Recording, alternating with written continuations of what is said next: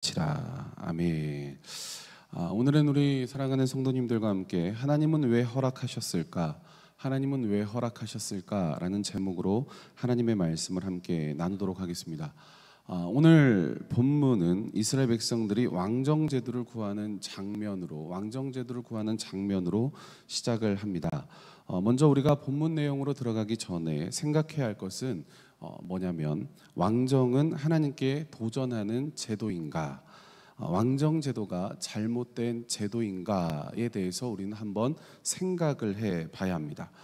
우리 본문 6절부터 7절을 한번 읽어보도록 하겠습니다. 다시 한번 읽습니다. 6절부터 7절 시작. 우리에게 왕을 주어 우리를 다스리게 하라 했을 때 사무엘이 그것을 기뻐하지 아니하여 여호와께 기도하매 여호와께서 사무엘에게 이르시되 백성이 내게 한 말을 다 들으라. 이는 그들이 너를 버림이 아니요 나를 버려 자기들의 왕이 되지 못하게 함이니라. 아멘. 여기 말씀해 보니까 사무엘은 이 왕정 제도를 기뻐하지 않았다라는 것을 우리가 알 수 있죠. 그리고 하나님께서도 표현하기를 뭐라고 표현하시느냐면 나를 버려 자기들의 왕이 되지 못하게 함이니라라고 말씀하십니다. 하지만 하나님께서는 이 제도를 어떻게 하십니까? 막지 않으십니다. 만약 왕정 제도가, 이 정치가 이스라엘을 망하게 하는 죄였다면 하나님은 이것을 허락하지 않으셨을 겁니다. 왜냐하면 하나님께서 지금까지 이스라엘 백성들을 쭉 이끌어 오신 그런 상황들을 볼 때 이스라엘 백성들이 우상 숭배를 하면 어떻게 하십니까? 그들을 그냥 두시지 않으셨죠. 어떻게 하십니까? 제재하시고 벌하시고 저주할 것이다 라고 강력하고 단호하게 하나님께서는 그렇게 말씀을 하셨습니다. 그런데 오늘 말씀해 보면 하나님께서는 지금 이 왕정 제도를 반대하지 아니하시고 허락해 주시는 거예요. 이 말이 뭡니까? 이 왕정 제도 이 자체에는 문제가 없다라는 것을 우리에게 이야기를 해 주는 거죠. 실제로 이스라엘 역사를 우리가 보면 사울 왕이 죽은 후에 다윗이 왕이 되어 이스라엘을 다스릴 때 이스라엘에게 가장 큰 부흥이 임하게 됩니다. 가장 강력한 부흥이 임하게 되죠. 그것도 어디서 임하게 되는 겁니까? 왕정 제도 아래서 그 전까지는 경험해 보지 못했던 이스라엘의 부흥이 임하게 됩니다. 그럼 문제는 어디에 있냐? 문제는 어디에 있는 것이냐? 왕정 제도에 있는 것이 아니라 바로 이스라엘 백성들, 자기 자신들에게 있다라는 거죠. 하나님께서 이스라엘을 하나님께 순종한 사사들을 통해서 하나님은 통치를 하셨습니다. 그 당시 주변의 많은 나라들, 이스라엘을 빼고 제외한 수많은 나라들을 볼 때 그 나라들은 인간이 왕이 되어서, 사람이 왕이 되어서 통치하는 나라였습니다. 그렇지만 유일하게 이스라엘 백성들만이 사사가 통치를 했는데, 사사가 통치한다라는 것은 어떠한 의미를 가지는 것이냐? 바로 하나님이 통치하신다, 사람이 아니라 하나님이 통치하신다라는 것을 알려주는 표적이었습니다. 수많은 나라가 사람이 왕이 되어서 다스리던 그런 시대에 유일하게 이스라엘 나라만이 사사가 다스렸는데, 그것은 이 나라만은 사람이 다스리는 것이 아니라 누가 다스리는 겁니까? 하나님이 통치하시고 다스린다라는 것을 세상 가운데 드러내고 나타내는 표적이 되는 거였다라는 거죠. 지금 이스라엘이 왕정을 요구하던 이때도 하나님께서는 사사 사무엘을 보내셔서 통치하던 시기였습니다. 하지만 이스라엘은 필요할 때마다 사사를 세워 통치하시는 이 하나님의 방법이 불안했던 거예요. 너무나도 불안했던 거예요. 그래서 그들이 하나님 앞에 왕정을 요구하는 것인데, 그런데 이런 이스라엘 모습을 볼 때 항상 이 모습은 그들의 고질적인 문제를 드러내는 거였습니다. 하나님의 방법을 불안해하는 것, 그리고 하나님을 신뢰하지 못하는 것, 이 고질적인 문제 앞에서 그들은 매번 넘어지고 실수하고 깨지는 것을 반복했다라는 것을 우리는 볼 수가 있습니다. 출애굽 당시로 우리가 잠깐 돌아가서 좀 말씀을 살펴본다면, 이스라엘 백성들이 하나님의 인도를 따라서 광야를 지나가게 되잖아요. 출애굽 때 그들의 능력으로 출애굽한 것이 아니었죠. 하나님의 전적인 역사와 능력을 통해서 그들이 출애굽을 경험했고 하나님께서 그들을 광야로 이끌어 가시는데 그 광야를 지나갈 때 하나님께서 어떻게 하십니까? 출애굽기 16장 1절에서 3절 말씀 우리 같이 한번 읽어봅니다. 시작.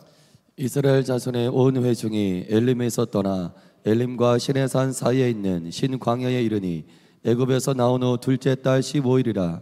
이스라엘 자손 온 회중이 그 광야에서 모세와 아론을 원망하여 이스라엘 자손이 그들에게 이르되 우리가 애굽 땅에서 고기 가마 곁에 앉아 있던 때와 떡을 배물리 먹던 때에 여호와의 손에 죽었더라면 좋았을 것을 너희가 이 광야로 우리를 인도해 내어 이 온 회중이 주려 죽게 하는도다. 아멘.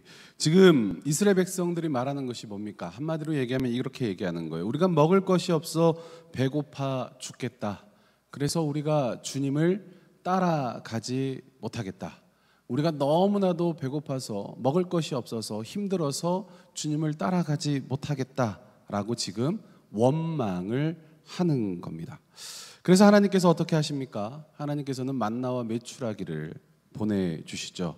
하나님께서 만나를 주시면서 뭐라고 하시느냐? 우리 먼저 출애굽기 16장 14절부터 16절 한번 읽어봅니다. 시작. 그 이슬이 마른 후에 광야 지면에 작고 둥글며 서리 같은 가는 것이 있는지라. 이스라엘 자손이 보고 그것이 무엇인지 알지 못하여 서로 이르되 이것이 무엇이냐 하니 모세가 그들에게 이르되 이는 여호와께서 너에게 주어 먹게 하신 양식이라.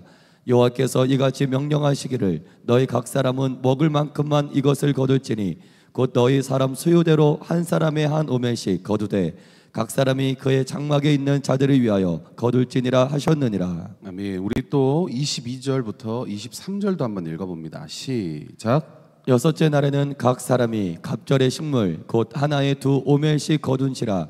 회중의 모든 지도자가 와서 모세에게 알림해 모세가 그들에게 이르되 여호와께서 이같이 말씀하셨느니라.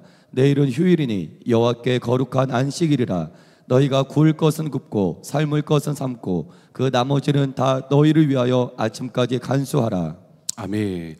지금 긴 말씀을 우리가 읽었지만 이 말이 어떤 거냐면 이거죠. 매일 한 오멜씩 거두고 남기지 말아라. 매일 거두고 남기지 말아라.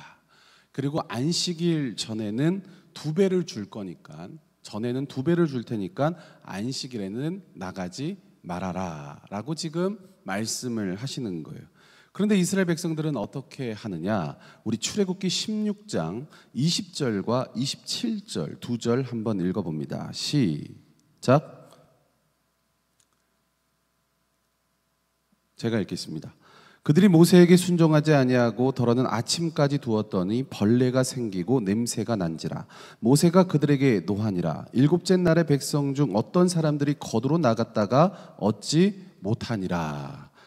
뭡니까? 만나를 정해진 양보다 더 거두었다가 썩어서 벌레, 냄새가 나고 벌레가 났다라고 또 얘기하고 또 안식일에 거두로 나가지 말라고 얘기했는데 뭐하러 나간 겁니까? 만나를 기어이 거두로 나갔다라는 거예요. 주님께서 지금 이 일을 통해서 이스라엘 백성들에게 말씀해 주고 싶은 것이 무엇일까요?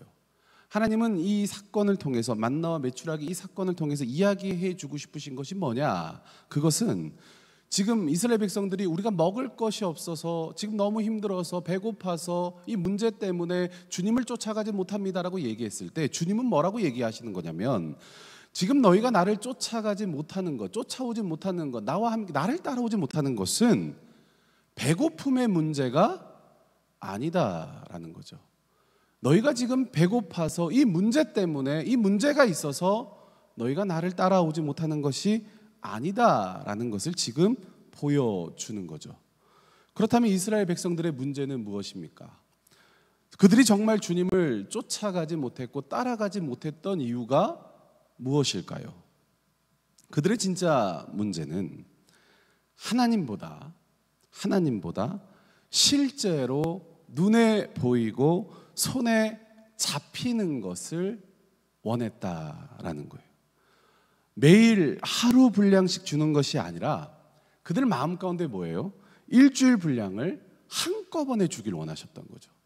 하나님이 매일 하루씩이 아니라 일주일 분량을 한꺼번에 주셔서 남은 6일 동안 그것을 보면서 뭐 하고 싶은 겁니까? 안정감을 누리고 싶은 거죠.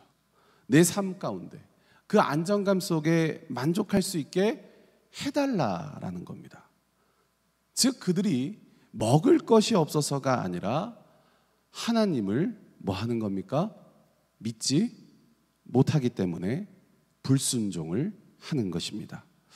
이것이 출애굽 사건의 본질적인 이스라엘 백성들의 문제였던 것이죠.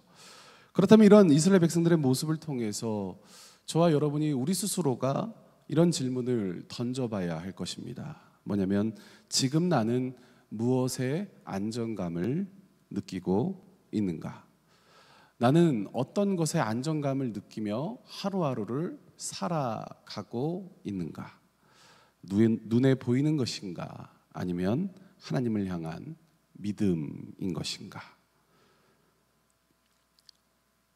이따가 없어질 사라질 것에서 안정감을 느끼는 것이 아니라 살아계신 하나님께 안정감을 느끼는 저와 여러분이 되기를 간절히 축원합니다. 우리의 삶의 기초를 눈에 보이는 것에 두지 말고 창조주 되시고 살아계신 하나님께 둘 때 흔들리지 않는 삶이 될 줄로 믿습니다. 다시 우리가 본문으로 좀 돌아와서 본다면 지금 이스라엘 백성들을 이 모든 장로들이 함께 모여서 사무엘에게 왕을 지금 요구하고 있죠. 지금 어떻게 보면 출애굽기에 나왔던 하나님을 신뢰하지 못하고 믿지 못했던 그런 이스라엘의 백성들의 문제와 같은 문제를 또 경험하고 있는 것인데, 그렇지만 어떻게 보면 겉으로 볼 때는 그들이 지금 왕을 요구하는 게 뭔가 타당해 보일 수도 있습니다. 그 이유가 세 가지가 있죠. 그들이 왕을 요구하는 이유가 뭐냐면, 첫째가 이거죠. 하나님의 사람인 사무엘이 늙어가는 것에 대한 두려움이 오는 거예요. 사무엘이 지금 함께하고 있어요. 사무엘이 함께할 때는 두렵지 않겠죠. 탁월한 지도자였으니까 두렵지 않았을 겁니다. 그런데 이 사무엘이 죽으면 어떻게 하나는 그런 두려움, 눈에 보이는 사무엘이 떠나가면 어떻게 하는 그런 두려움. 둘째, 사무엘의 아들들이 판결을 굽게 하는 문제. 아버지를 대신해서 사사가 되었어요. 사무엘 아들들이 사사가 되었는데 그들이 아버지만큼의 능력을 보여주지 못하는 것에 대한 두려움, 눈에 보여지는 사무엘의 아들들에 대한 부족함의 아쉬움이 있는 것이죠. 그리고 세 번째가 뭡니까? 만나 사건과 같이 새로운 사사가 등장할 때마다 그들의 자질에 따라서 결정되는 자신들의 안위가 걱정이 되는 거죠. 그때마다 세워주시는데 사사들의 편차가 너무나도 큰 거예요. 하나님이 보내주신, 세워주신 사사들을 볼 때마다 아쉬움이 있는 거예요. 그들의 자질에 따라서 우리의 운명이 결정되는 것에 대한 두려움이 그들 가운데 있었습니다. 이렇게 이스라엘은 불안한 이런 통치가 아니라 애굽과 블레셋처럼 주변의 나라들처럼 정치적으로 견고하고 군사적으로 강한, 뭔가 눈에 보여졌을 때 강하고 멋져 보이는 그런 왕권을 그들이 부러워했던 것이죠. 그렇지만 이 문제의 본질은 무엇입니까? 이스라엘 자신들이 불순종 때문에, 하나님을 믿지 못하기 때문에 하나님이 역사하지 않으심을 그들이 생각하지 못한다라는 거예요. 그러니까 이 두 나라가 가지고 있었던, 애굽과 블레셋이 가지고 있었던 안정적인 권력을 하나님이 아닌 다른 방법으로 이 안정감을 얻고 싶어 하는 그런 유혹과 불안한 마음의 그 심리가 그들 가운데 있었다라는 것이죠. 하나님 아닌 다른 곳에서 그들이 해결책을 찾고 싶어 했던 겁니다. 요즘 미국 대선이 되게 뜨겁죠. 트럼프와 해리스가 박빙이라는 기사를 접하게 됩니다. 또 두 후보 중에 누가 대통령이 되어야 우리나라에 이익이 되는지 막 분석하는 그런 기사들도 있습니다. 그렇지만 우리가 국제 정세에 대해서 우리가 이런저런 이야기를 할 때 우리가 강대국에게 지지 않으려면 어떻게 해야 한다라고 보통 얘기합니까? 핵을 보유해야 한다라는 그런 이야기를 합니다. 우리가 그렇지만 곰곰이 생각해 본다면 정말 그런 것일까? 정말 우리나라가 강한 나라가 되기 위해서는 핵을 보유하고 남들보다 뛰어난 경제력을 가지면 되는 것인가? 진짜 그런 것인가? 한번 우리는 생각을 해봐야 합니다. 우리나라의 역사를 보면 어떻습니까? 강대국들의 침략과 수탈이 끊이지 않았습니다. 동족 간의 전쟁으로 초토화가 되었던 나라가 이 대한민국이었습니다. 또 오랜 시간 동안 군사 독재에 대한 어려움도 겪었던 나라가 우리나라였습니다. 그렇지만 오늘날 우리나라를 보면 어떻습니까? 우리나라 역사상 가장 부요한 때를 우리나라가 누리고 있다라고 얘기합니다. 2차 세계대전 이후에 후진국에서 유일하게 선진국으로 들어간 나라가 우리나라라고 얘기합니다. 작은 땅덩어리에 제한된 자원과 긴 식민지 생활과 전쟁을 치르고도 이토록 번영한 나라가 이 대한민국 밖에는 없다라고 얘기합니다. 이것은 팩트인 것이죠. 그렇다면 우리가 누리는 이 축복, 이 부흥의 이유가 어디에 있습니까? 우리나라의 민족성이 뛰어나서입니까? 우리가 아니면 머리가 좋은 민족이라서 그런 겁니까? 세상 사람들은 인정하지 않을 수 있습니다. 그렇지만 우리는 알고 있죠. 이 모든 것은 다 뭡니까? 하나님의 은혜인 줄로 믿습니다. 하나님의 은혜인 것입니다. 우리가 이렇게 잘 살고 잘 먹고 지금 이렇게 누리는 그 모든 것들, 세상은 인정하지 않지만 우리는 알고 있죠. 하나님의 은혜다라는 거예요. 그렇다면 우리가 기억해야 할 것은 뭡니까? 군사적인 안정은 핵을 보유해서가 아닌 거죠. 나라의 부강함은 경제적으로 뛰어난 것에 있다는 것이 아니다라는 거예요. 그것은 하나님이 주시는 겁니다. 우리 주님이 주시는 겁니다. 그렇기 때문에 우리는 주님 앞에서 더 겸비할 수밖에 없고요. 주님을 바라보는 기도하는 백성과 주님께 순종하는 자들, 주님을 따르고자 하는 자들이 이 땅의 가치와 기준이 되는 줄로 믿습니다. 그런 자들이 이 땅의 가치와 기준이 되는 거예요. 군사적이 아니라 경제력이 아니다라는 거죠. 우리가 다윗을 보면 어떻습니까? 신본주의 왕정 정치를 했던 왕이었어요. 이것은 인본주의 왕정 정치를 한 사울과의 결정적인 차이가 됩니다. 하나님을 배제하고 모든 것에서 하나님을 배제하고 인간의 제도와 인간의 방법을 따라간 것이 사울과 다윗의 결정적인 차이였죠. 다윗은 어떻습니까? 철저하게 하나님 앞에 굴복했습니다. 주님 앞에 머물면서 하나님을 어떻게든 따라가고자 했습니다. 이것이 저와 여러분이 배워야 할 신앙의 자세인 줄로 믿습니다. 우리가 다시 좀 돌아온다면 지금 이스라엘 문제, 이 문제가 무엇이냐? 쉽고 편하게 살고 싶어서 하나님을 버린 거죠. 쉽고 편하게 잘 살고 싶어서 하나님을 포기한 겁니다. 이것이 이스라엘이 한 가장 큰 실수가 되는 거죠. 이로 인해서 이스라엘 백성들은 또 한 번의 어려움을 겪게 되는데 사울 왕의 통치 기간 때 엄청난 혼란이 그 나라의 가운데 일어나게 되는 겁니다.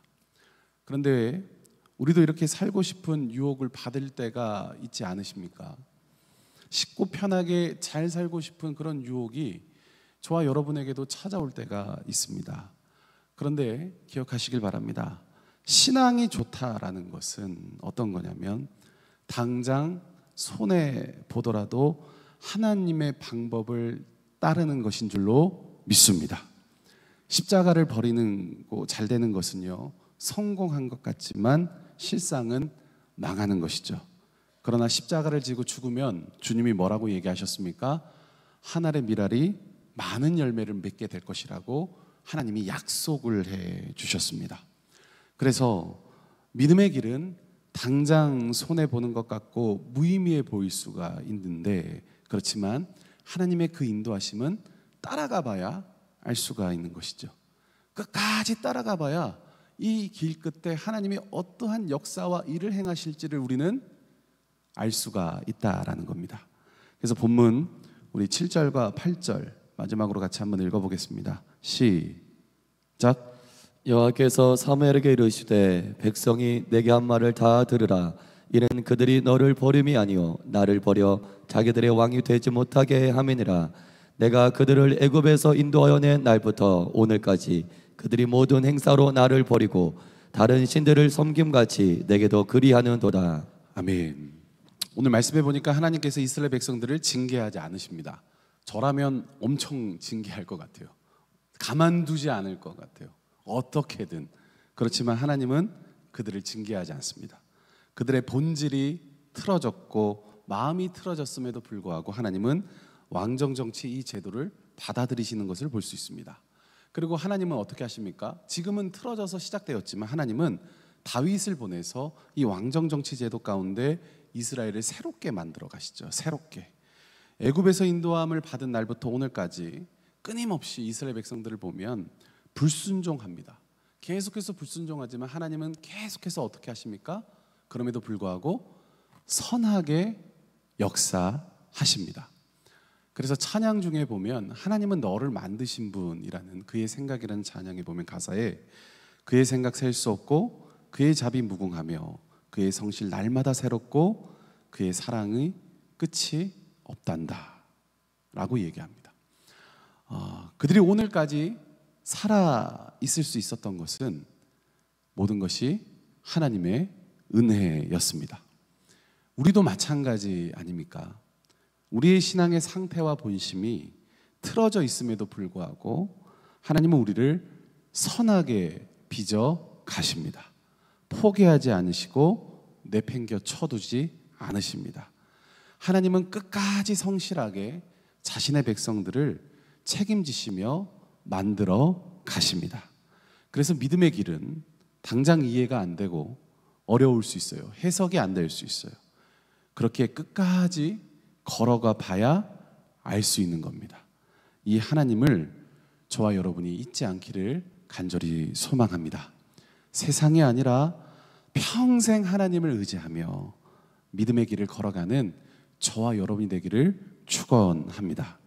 오늘도 하나님의 도우심을 내 삶에 고백하고 자랑하면서 하나님의 백성답게 오늘 하루를 살아내시기를 바랍니다.